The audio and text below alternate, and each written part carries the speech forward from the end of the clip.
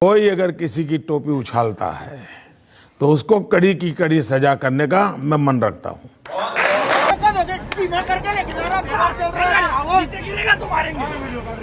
हमारा तेवर चल रहा, हमारा सन चल रहा श्रावण, तुम तुम्हारी रावण, तुम तुम्हारी चारोटेर में लूटून द्यायला कसं चारोटेर में लूटून द्यायला कसं जमा करें। एक और मोब लीचिंग और फिर देश का सिस्टम नाकाम।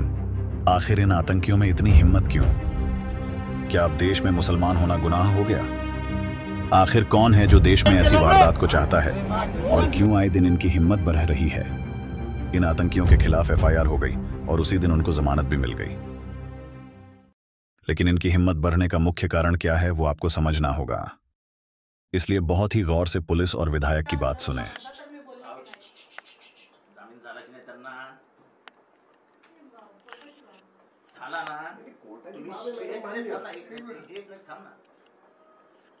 तुम्ही जर कलम व्यवस्थित लावली असती तर झाला असता का जामीन? साहेब मी आताही परत तेच रिपीटेशन करते, जेवढं त्यांनी स्टेटमेंट दिलं त्या स्टेटमेंट ॲप्रोप्रिएट सेक्शन लावले, रॉबरी लावली का? ते स्वतः म्हणतात बोललेच नव्हते, त्यांचा मुलगा बोलला नंतर काल इथं जेव्हा आले आमच्या डीसीपी साहेबांच्या समोर व्हिडिओ मध्ये हे बघा साहेब, तुम्ही ना व्यवस्थित भाषेत हे करा, पाया पडण्याचा काय संबंध आहे इथं? तुम्ही केव्हाचे बोटे दाखवून मोठ्या मोठ्याने बोलताय, शांततेत बोला. माझा थोडासा उच्चार असतो मॅडम, नैसर्गिक आहे माझा, त्याच्याबद्दल जर तुम्हाला वाईट असेल तर मी हात जोडून माफी मागतो तुमच्याशी. माझं म्हणणं इतकंच आहे, तुम्ही हेट क्राईम का नोंदवला? ज्या याच्यामध्ये चालू होतं जेवढं स्टेटमेंट दिलं त्या स्टेटमेंट पर्सनली तुम्हाला हायकोर्टात बोलवणार. हे बघा, आमच्या मॅडमचं म्हणणं तुम्ही भारताचे नागरिक म्हणून तुम्ही काही करू शकता साहेब, माझं त्याला हे म्हणणं नाहीये, परंतु माझं म्हणणंही ऐकून घ्यायला तुम्ही एकतर्फी बोलता. आता जेवढं त्यांना म्हटलं तुमचं मेडिकल करा, नंतर तुमचं मेडिकल झाल्यानंतर तुमचं आम्ही स्टेटमेंट नोंदवणार. याच्यामध्ये जर समजा आता ते काकांचा मी तो व्हिडिओ ऐकला की त्याच्यामध्ये ते म्हणताय की मला दिसत नाहीये, किंवा आता त्यांचा मुलगा बोलला की त्यांना त्रास होतोय, उद्या ऑप्थॅल्मिकचा रिपोर्ट आला, काय आला, त्यानुसार गुन्ह्याची व्याप्ती वाढते, आपली गुन्ह्याची व्याप्ती वाढते ना. बरं, सेक्शन वाढवायला मी आता पण नाही म्हणत नाहीये, तपासात जे जे निष्पन्न झालं. बरं, काका काय माझे दुश्मन, ते काय नातेवाईक, अशातलाही भाग नाही येतो त्या गोष्टीचा. मी त्यांचं पुरवणी स्टेटमेंट घेते आणि जे काय अप्रोप्रिएट सेक्शन, आता काल त्यांनी रात्री हे दिलं आणि तुम्ही म्हणताय ते म्हणताय रात्री 10 पर्यंत त्यांना जायला सांगितलं होतं, परंतु ते म्हणे आम्ही हे आणून देतो.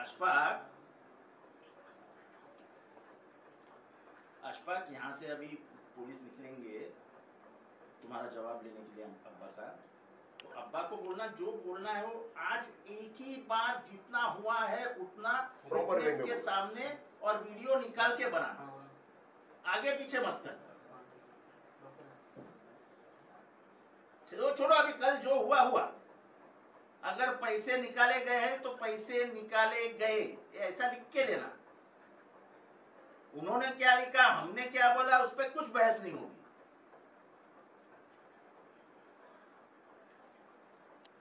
तो वो छोड़ो. अब्बा का वीडियो निकाल के ऐसा ऐसा मेरे साथ हुआ शुरू से आखिर तक, ये सब लिख लो, ये वीडियो निकाल लो. और उधर की लॉयर है वो रहेगा तो लॉयर को बुला लेना, और मैं इधर से लॉयर का एक ये भेजता हूँ, उसमें लिख के भी देना कि ये कलम के अन्वय हम उनके ऊपर गुना दाखिल होना चाहिए. बस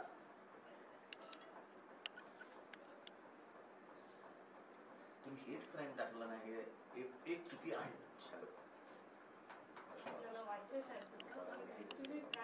हेट क्राइम नाही आहे. जे मी तुम्हाला आता परत साहेब, मी माझं जे तपासात निष्पन्न होणार, मी ते सेक्शन 100% वाढवणार. मी अजून निष्पक्षात आलेली नाही साहेब. पण मला एक गोष्ट सांगा, त्यांना का मारलं? ते जे झालं आता याच्यामध्ये बोलायचं, तुम्ही विषय कुठेच नेऊ नका. मी पण सरळ विषयाला धरूनच बोलते सर. ऐका ना, हा बोला. हे शब्द आले की नाही, आमचा श्रावण आहे, कशासाठी व्हिडिओ मध्ये ऐकलं ना, कशासाठी आलं? एक मिनिट, तो कशासाठी शब्द आला? वाढवतो. किती हलक्यात घेताय सेक्शन तुम्ही? वाढवतो. हलक्यात घेतच नाही साहेब, कुठलीही तक्रार घेत नाही. जर हलक्यात घ्यायचं असतं तर आम्ही काकाला तेवढं जीवाचं दान करून शोधलंच नसतं. अहो काका ते अंगाशी आलं होतं व्हिडिओ, तो अख्ख्या भारतात गेलाय. जेव्हा ते समजलं अख्ख्या तेव्हा भारतात महाराष्ट्राची लाच आम्ही गेली आहे. तो तुमच्या इथपर्यंत राहत नाही, तो अख्ख्या महाराष्ट्र देशभरात गेला व्हिडिओ. आव्हाड साहेब, रात्री ती मुलाखत मी टाकली इथून जाऊन, आतापर्यंत 4 लाख लोकांनी बघितली. 24 तास पूर्ण झालेले नाहीत. असं नाही हो. सुहासभाई, 4 लाख हेट लोकांनी क्राईम आहे ना, हेट क्राईम हा भारतातला सर्वात डेंजरस इश्यू आहे. हा मॉब लिंचिंग मध्ये येतो. मॉब लिंचिंग म्हणजे डेथ नाही, एखाद्या समूहाने एखाद्या जातीच्या धर्माच्या माणसाच्या मागे लागणं आणि त्याला त्रास देणं इज व्हॉट हेट क्राईम. आणि ठाणा पोलिसांना हेट क्राईम नावाची काही गोष्टच माहित नाही. कुणी आमचं जातं, म्हणणं काय आहे मॅडम, कुणी जातं व्हिडिओ त्या आपण बघितलाय.